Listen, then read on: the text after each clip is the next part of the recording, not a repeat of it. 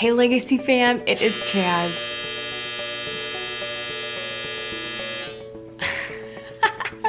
And that is our dryer. I had opened the door purposely for it to not buzz during shooting this video. I'll be right back.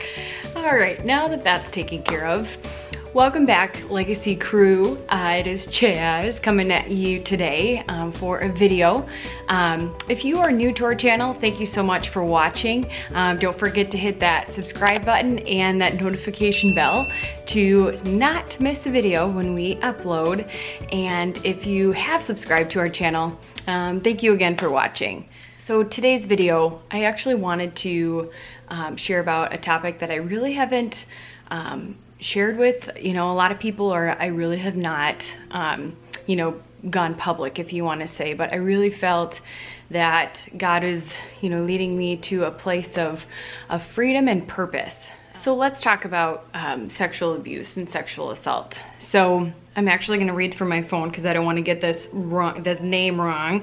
According to RAINN, so RAINN, the Rape Abuse Incest National Network, their 2019 event planning guide, every 92 seconds an American gets sexually assaulted, and every 9 minutes a child actually gets sexually assaulted. And it's like, I never in a million years did I ever think that I was going to be a part of a statistic. That word is hard to say.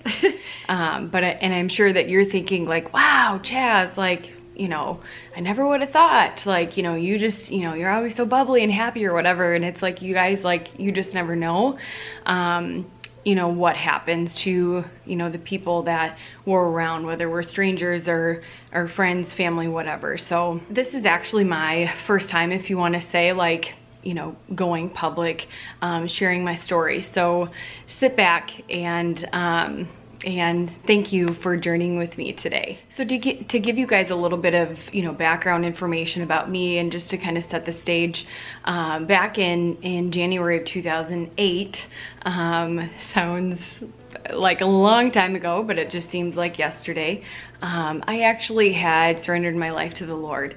And then fast forward, in February of 2009, I started working for a nonprofit agency in Fargo, North Dakota that worked with children and adults with disabilities, or I like to say abilities.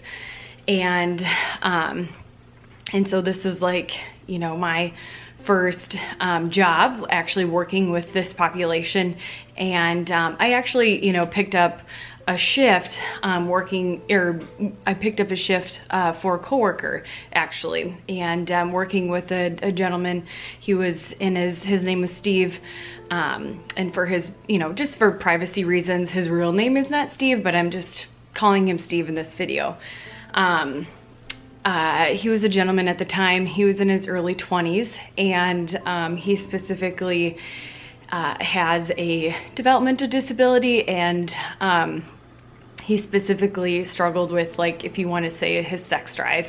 And I had met with the supervisor. I had actually worked with him 2 shifts, and anytime you work with someone, you sit down with the supervisor and you really go over some paperwork and really get a great understanding before you ever are alone with clients. And so I knew this, going into, working with him, what to wear, what not to wear, what to say, and really how to work with this gentleman.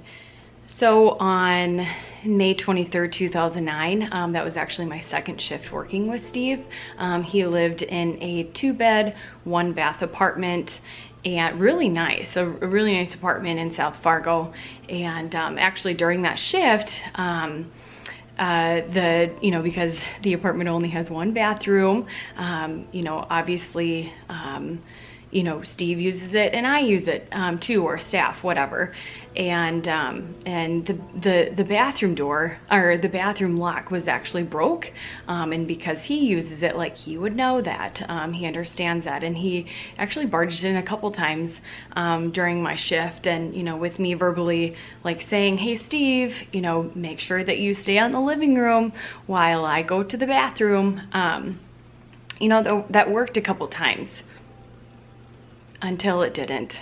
And I just flushed the toilet, and I, you know, pulled up my pants right away. You know, I was over at the sink, and then he had came up from behind me and started rubbing my breast area, and I was like, you know,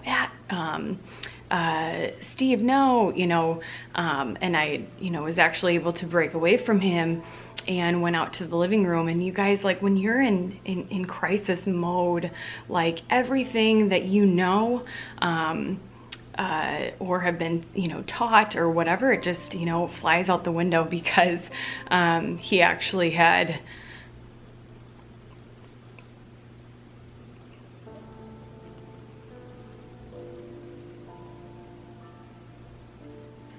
thank you.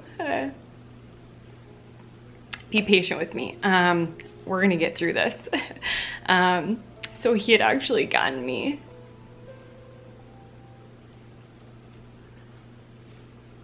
we're gonna get through this. He had actually gotten me to the ground and pulled down got my pants down, and but thankfully he did not, like, you know, pull down any of his downstairs bodily parts, if you want to say. He actually just had, you know, started rubbing, and I was like, no, it's, you know, Steve, stop, Steve, stop. And this man was, or this guy was 6'1" and 260 pounds, and it's like, whoa, like, how in the heck am I gonna get this guy off of me? So I believe everything inside of me that it was by God's strength that had, like, that I was able to fight him off of me, and you know, get up and get away and leave the apartment and call for help. And, you know, thankfully that, you know, there was no penetration or anything like that. Like I said, like, he didn't, you know, pull down any of his, you know, pants or, you know, body parts or anything like that. It was just just a lot of, you know, touching and rubbing. But, you know, bottom line, like, you know, I can't ever, you know, take back that moment, that this situation that happened.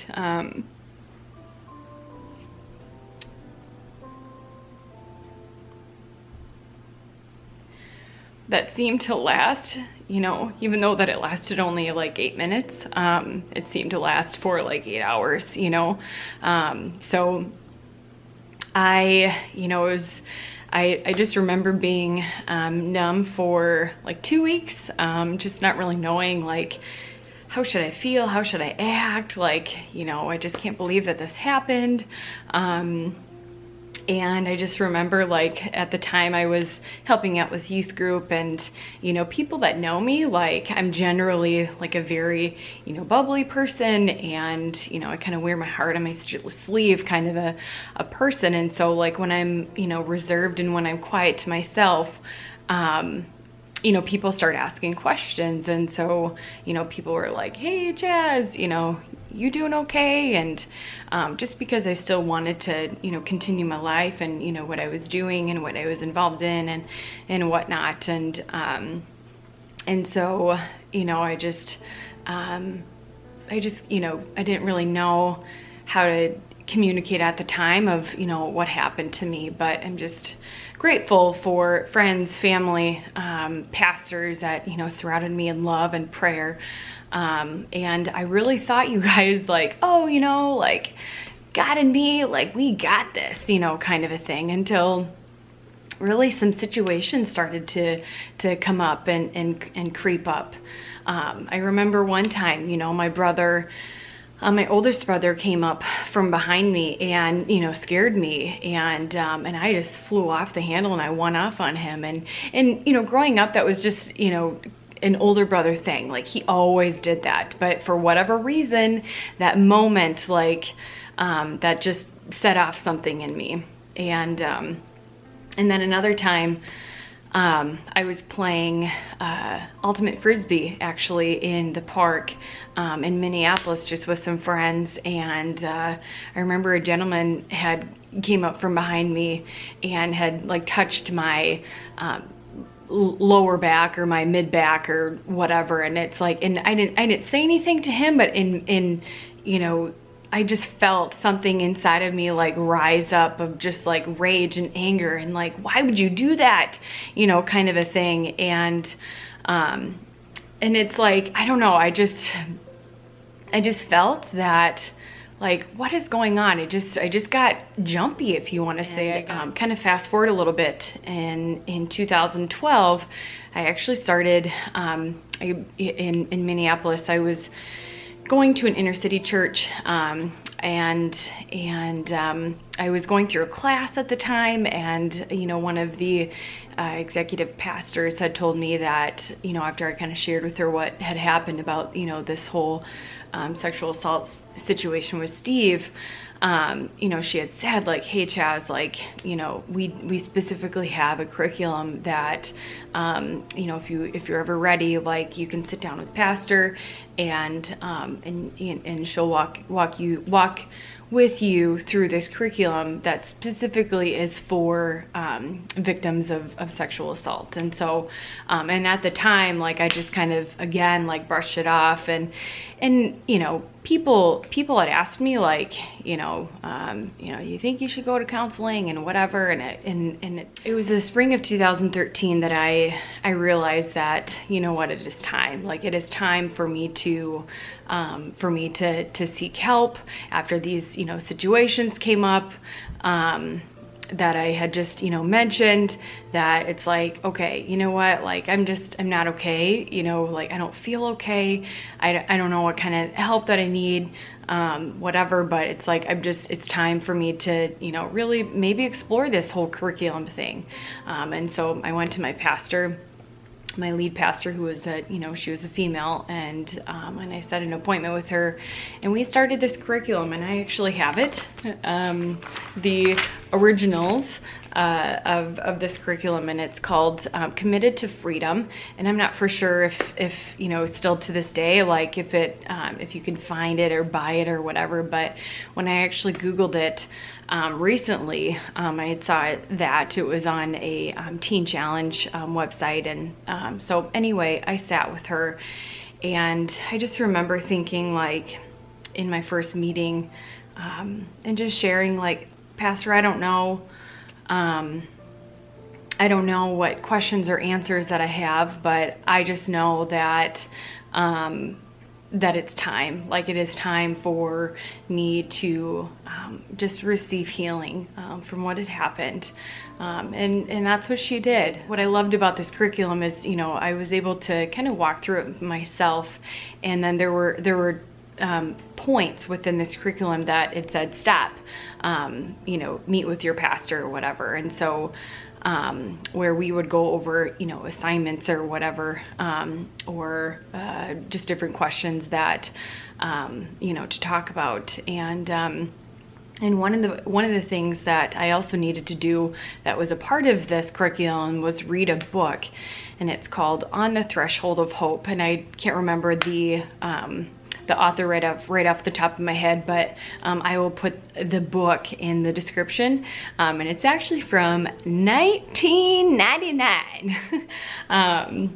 So yes, it's an old book, but man, I just, like, it was exactly what I needed at the time. And yeah, I don't think that I've ever cried more than what I did in this kind of healing season, if you want to say, with Pastor, and going through reading this book and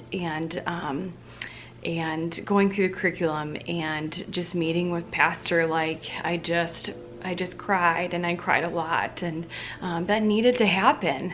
It really did. And it's crazy because I think back to, you know, that this happened in 2009, and I was just starting out my career working with people with abilities. And had, you know,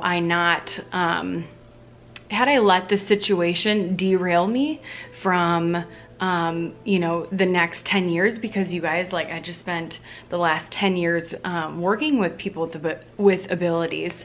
And, you know, I don't know. I don't even want to think about that, because I've had, you know, 10 really great years. Very, very hard at times, but very rewarding. And, but, you know, by the grace of God, like, you know, I was able to forgive Steve and, you know, move on. And I love what I read from and I learned from the curriculum is hate the sin and not the sinner. And so, you know, and that's what I did. And I also think too, you guys, I was so just in a place, like when I graduated from college, I graduated in 2010, and I, like, you know, had this plan of, like, you know, oh, after I graduate college, I want to, you know, get married and, you know, start a family and, you know, whatever. And you know, for some of you that know my story, like, I was single for 6 years. And I cannot even imagine, like, bringing, you know, kind of the baggage, if you want to say, like, into marriage that God knew, like, even though that it took 2009 to 2013, 4 years, that it took me 4 years to get to a point where, to realize that, like, I needed healing from this, like, I needed counseling from this. So in you know, 2013, that's when I had my counseling, and then in 2014 is when I met my husband. So, you know, it needed to happen. Like, I needed that healing in order for God to really open up this door to meeting my husband and, you know, getting married and whatnot. So thank you so much, you guys, for watching and, you know, tuning in and just letting me share my story and with raw emotions in here too. And if you know, if you've personally, you know, had a situation happen to you, or situations plural, you know, I want to hear from you. Find me on social media, as I'll put that in the description, or, you know, send me an email. I'll put our email below too. You know, if you want to, you know, send me a private message and you don't want to comment, I completely understand. Or share this video, you know, maybe with someone who has, you know, walked through this, or, you know, hasn't maybe received healing. Like, I strongly encourage, you know, you to seek help, or if you know of someone, like, to seek help, in, you know, whatever sort of, yeah, just to seek help. So I'm actually going to do another video that really goes, you know, into more details of what were some highlights from the curriculum, and what were some highlights from the book that I had that really just kind of hit home for me, that I really think is valuable information, that I really want to share. And so, you know, anything that I think is like a great resource or a great find, like, I want to share with you guys. And so so stay tuned for that video. But thank you guys again, and thanks for allowing me to share my story, and we'll see you in our next video.